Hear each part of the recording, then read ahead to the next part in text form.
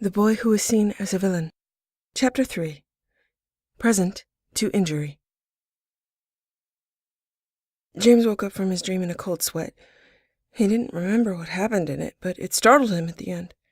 Something had come at him at the speed of sound. He looked around the room for any signs of danger and was prepared to attack anything that jumped out at him. After getting ready to punch the walls that seemed to laugh at him, James calmed down and realized it was just a bad dream. He wiped the sweat from his forehead and slowly slid his blanket off. James got his feet to the side of the bed and began to stretch out his tired and panicked muscles. "James? Where are you, James?" James heard the voice from downstairs.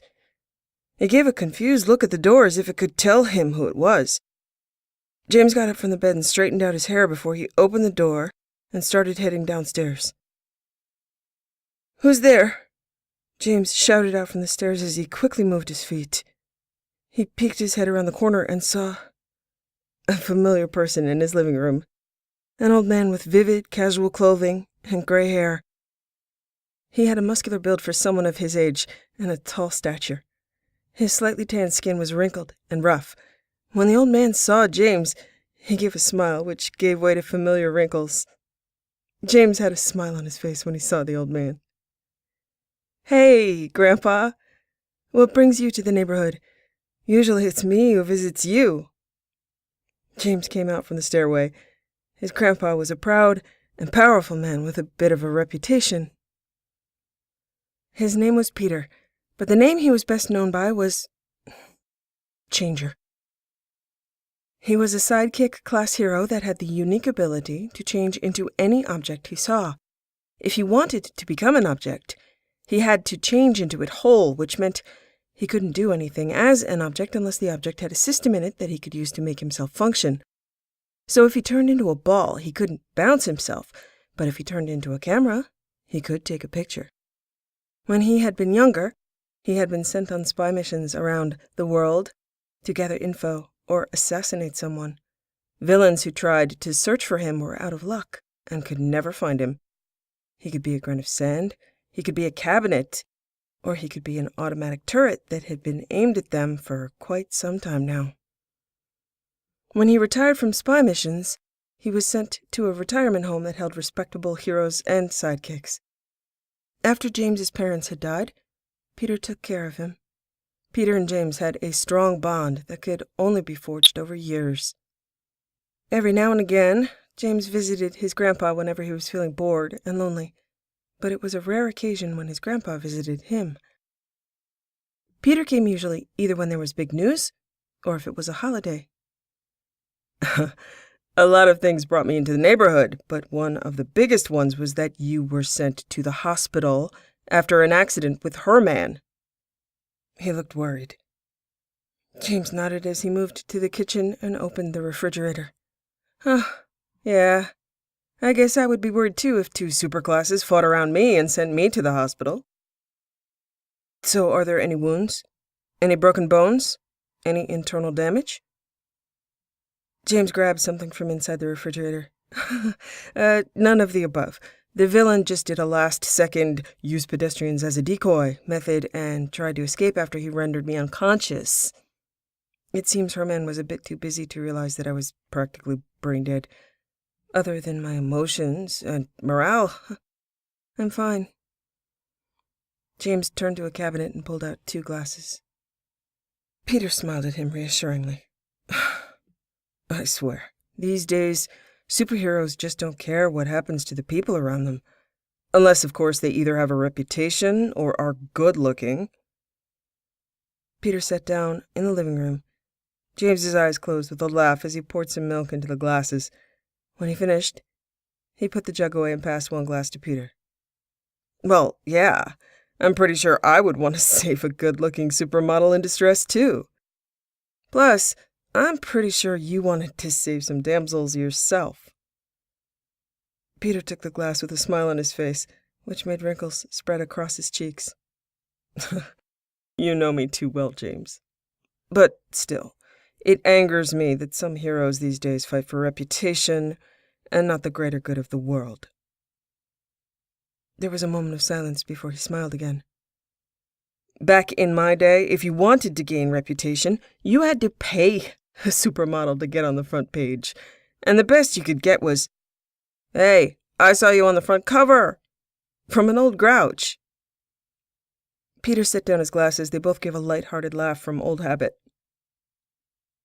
James set down his cup of milk on the side table and sat facing his grandpa. When he looked closer at his grandpa, he noticed he had brought a case with him, a medium-sized black box with a handle on the top.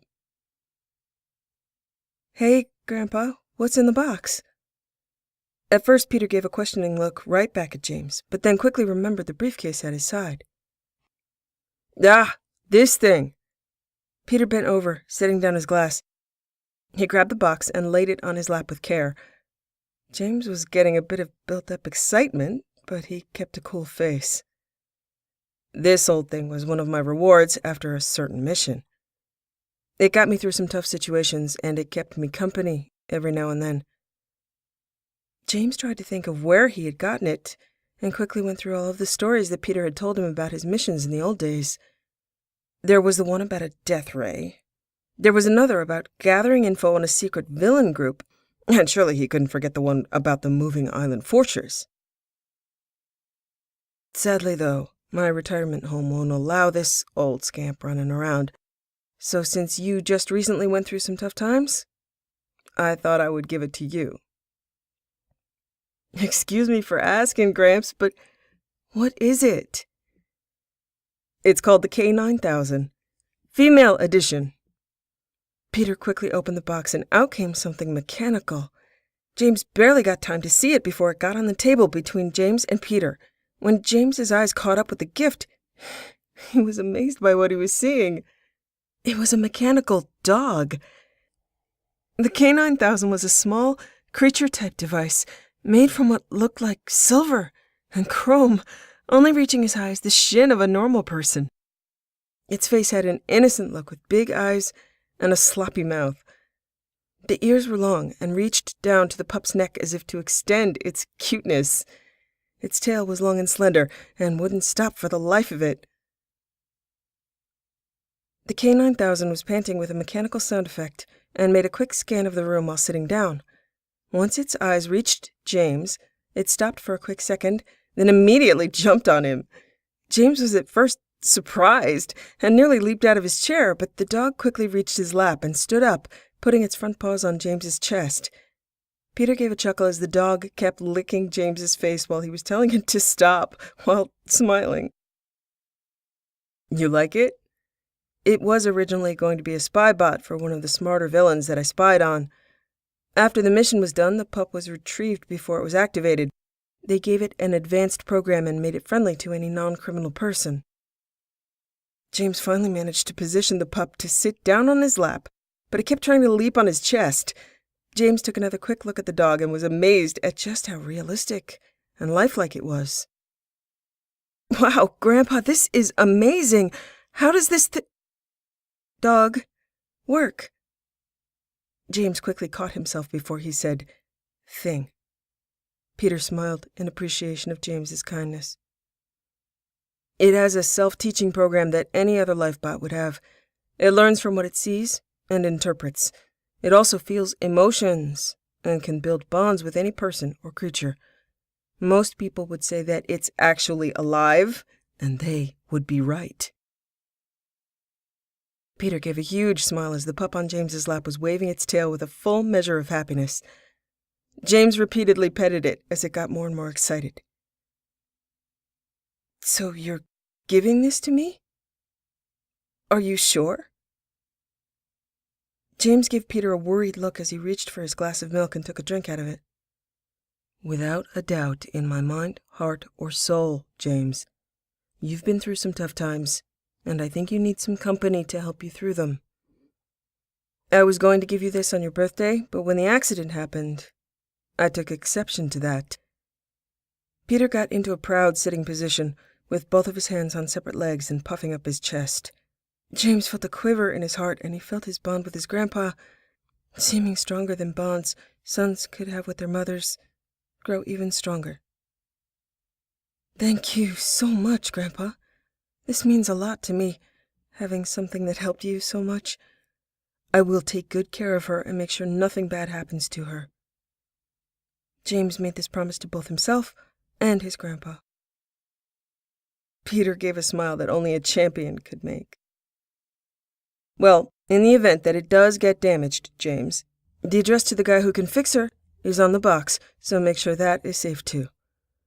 I don't have a doubt that you'll try everything in your mind to protect her, but she's adorable, pup. Trust me when I say this. When she goes into battle, she is one of the deadliest things I've seen. Though the sound of the pup being dangerous gave James a quick chill down his spine, he looked at the pup and it gave a look back to him as if to say, I want to be with you forever. This made James smile, and he continued to pet her. Peter remembered something and looked at his watch. Well, would you look at the time? I have to leave for a meeting. Peter suddenly became panicked and quickly got up.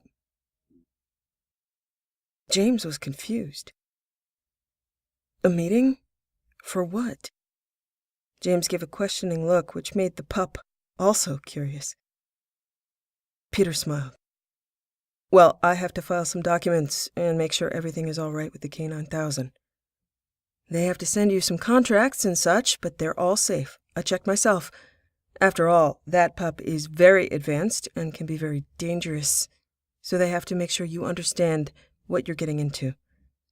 But I have to run, so I won't miss anything important. Love you, James. The door to the house opened, and James heard the sound of cars driving about and birds singing. James said a quick and loud, Love you! Back to his grandpa as the door closed. The pup on his lap began to jump back onto his chest, and James smiled at the K9000. He took another look at her and was amazed at how realistic she was. He hugged the dog, and the K9000 sat still as if to accept the hug. James closed his eyes and began to speak. K9000 seems to not fit you. I'll call you Stella. Stella looked at James with excitement and licked his nose. James gave yet another smile and started petting the dog, who gave an excited tone. James got out of his seat and began to play with her as she jumped up and down. Without James knowing, this was only going to be one of the many exciting things that would happen that day.